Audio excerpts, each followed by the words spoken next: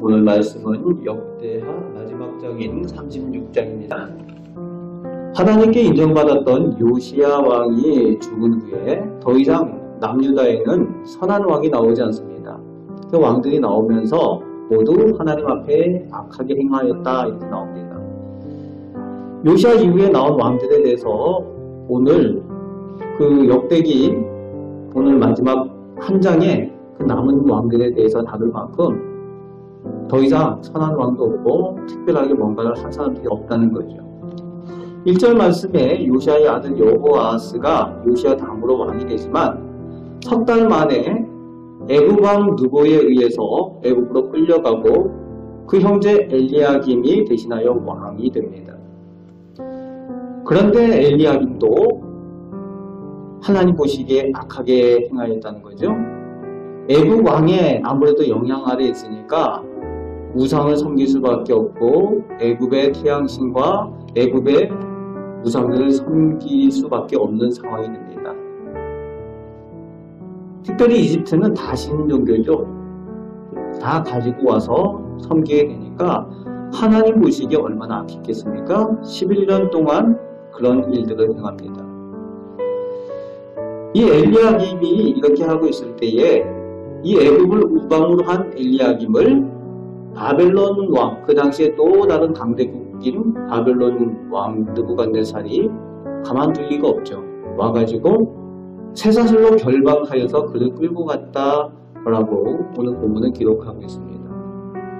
굳이 쇠사슬로 끌고 갔다 이 얘기를 하겠습니까? 하나님 앞에 악한 자들에 대한 하나님의 진노에 대한 내용을 굳이 이렇게 쓰고 있는 겁니다. 그리고 9절 말씀에 그의 아들 여호야긴이 왕이 되지만 역시 하나님 보시기에 악했다라고 되어 있죠. 하지만 석 달 열을 다스리고 그도 또한 그 아버지를 따라서 바벨론으로 잡혀가고 시드기야 그의 숙부 아버지 형제죠. 아버지 형제가 왕이 되게 되는데 이 여호야긴이 그의 아버지를 따라서 끌려가지만 그 가운데에 성전에 있는 것들까지 성전에 있는 기물들까지 느부갓네살 왕이 탈취해서 갑니다. 시드기야가 왕이 되었는데 이 시드기야가 이제 남유다의 마지막 왕이 됩니다. 역시 악을 행하는데 12절 말씀에 보면은 예레미야와 같이 훌륭한 선지자들이 있어도 하나님의 말씀을 듣지 않고 하나님 말씀 앞에 겸손하지 않았다라고 오늘 본문은 기록하고 있습니다. 말씀에 대한 태도를 이야기를 하고 있습니다. 말씀에 대해서 어떤 태도를 가지느냐, 결국은 복이냐 저주냐, 말씀을 대할 때에 말씀에 대해서 듣고 순종하느냐 그렇지 않느냐에 하나님의 복을 받느냐 그렇지 않느냐가 결정이 되는 거죠. 왕이 이러니까 나라가 전적으로 하나님 앞에 타락을 합니다. 14절 말씀에 보면은 모든 제사장들의 우두머리, 그러니까 오늘날로 얘기하면은 목사님들 중에 제일 우두머리들, 총회장급되는 이런 분들부터 백성에까지 모든 성도들까지 크게 범죄하였다. 하나님 앞에 하나님의 성전을 더럽혔다라고 되어 있습니다. 그런데 15절 말씀에 눈에 띄는 내용이 있어요. 하나님께서 이런 백성들을 위해서 그래도 그의 백성들을 사랑하시고 또 그 거하신 곳, 하나님께서 거하시기로 약속하신 그 성전을 아끼셔서 하나님의 사신들을 부지런히 보냈다라고 오늘 본문은 기록하고 있습니다. 그냥 내버려 두신 것이 아니라 하나님께서 부지런히 사신들을 보내서 하나님의 말씀을 전하고 하나님의 열심을 보여주셨다는 거죠.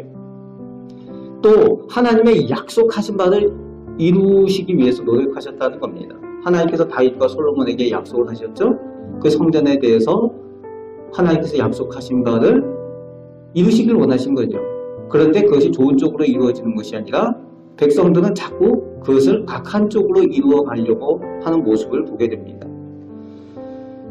그런 하나님의 열심에 대해서 하나님의 약속을 지키기 위한 그 하나님에 대해서 16절 말씀에 백성의 태도가 어떤가 하면은 하나님의 사신들을 비웃고 하나님의 말씀을 멸시하였다. 그리고 선지자를 욕하여 하나님의 진노를 사게 되었다는 겁니다. 그래서 오늘 본문 말씀 가운데는 회복할 수가 없는 지경까지 이르렀다 라고 16절 말씀에 되어져 있습니다. 하나님께서 열심히 하시고 하나님께서 부지런히 하나님의 말씀을 전하게 하셨는데 회복이 안 된다는 거예요. 하나님의 성전은 우상으로 가득 차고 부패와 탐욕으로 가득 차고 하나님의 영광을 위하여 세워놓은 교회가 성전이 사람의 탐욕으로 가득 찬 곳이 되었습니다. 그럴 때에 하나님께서 성전을 버려버리시는 내용이 나옵니다. 건물이 중요한 게 아니라는 거죠.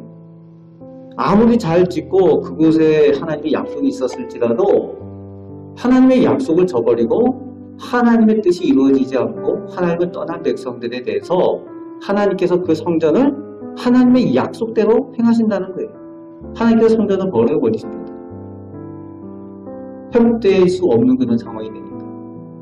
그래서 시드기야 때 이제 마지막으로 이스라엘과 유다 백성들이 대다수가 바벨론으로 노예로 끌려가게 됩니다. 슬픈 현실이죠. 하나님께서 애국으로부터 노예에서 해방시켜 주셨는데 스스로 하나님을 믿지 못함으로 인해서 스스로 노예가 되는 그 일들을 백성들이 했다는 겁니다. 오늘 본문 말씀 가운데 이것이 예루살렘에 예언되게 되었다. 그리고 예루살렘과 그 이스라엘 지경이 70년 동안 안식하는 땅처럼 되었다라고 되어져 있습니다. 그렇게 해서 남유다가 멸망을 하고 더 이상 이스라엘의 왕조도 없고 이스라엘의 백성들도 남아있지 않은 채 70년이 지나게 됩니다. 그리고 나서 이제 22절, 23절은 그 이후에 덧붙여진 내용입니다. 역대하에 누가 나옵니까? 이 유다 왕이 아니라 바사왕 보레스 왕이 나오겠죠? 보레스 왕. 이방인입니다. 그런데 이방인에게서 하나님께서 하나님의 역사를 이루시겠다라고 말씀을 주셨어요. 그래서 보레스가 하늘의 왕이신 여호와라는 표현을 쓰고 있죠. 하늘의 신 여호와라고 표현을 쓰고 있어요.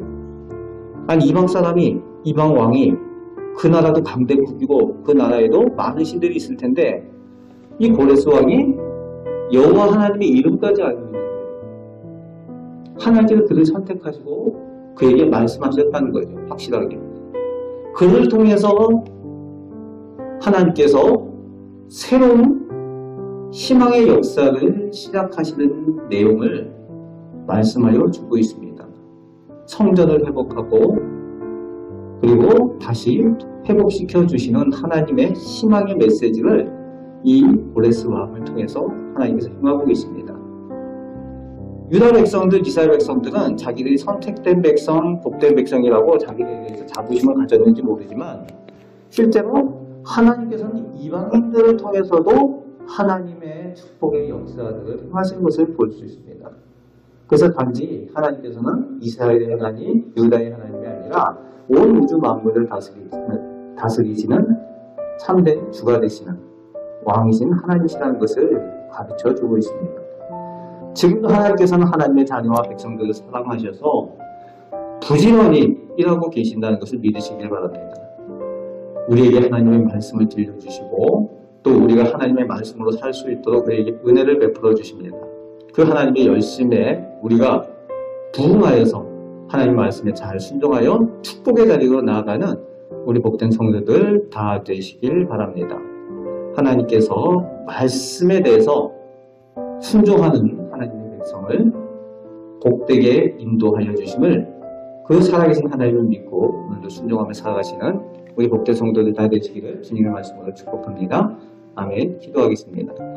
좋으신 하나님께서 저희를 사랑하여 주시니 감사를 드립니다. 오늘도 저희에게 약속하신 바를 이루시기 위하여 하나님께서 열심을 내시고 저희에게 말씀을 주시고 저희들 삶 가운데 좋은 것들로 베풀어 주시며 저희를 선하게 인도하여 주시는 하나님의 열심, 그 열심을 저희가 기억하며 저희도 하나님을 향한 그 열심히 있게 하여 주옵소서. 말씀에 순종하여 하나님의 복을 받아 누리는 저희들 다 되게 하여 주시고 하나님께서 약속하신 바를 저희들 가정과 저희 자녀들 가운데 또 우리 교회 가운데 하나님께서 이루시는 것을 저희가 믿음으로 보게 하여 주옵소서. 감사드립니다. 오늘도 함께 하심을 믿으며 우리 사랑하시는 예수 그리스도의 이름으로 기도합나이다. 아멘.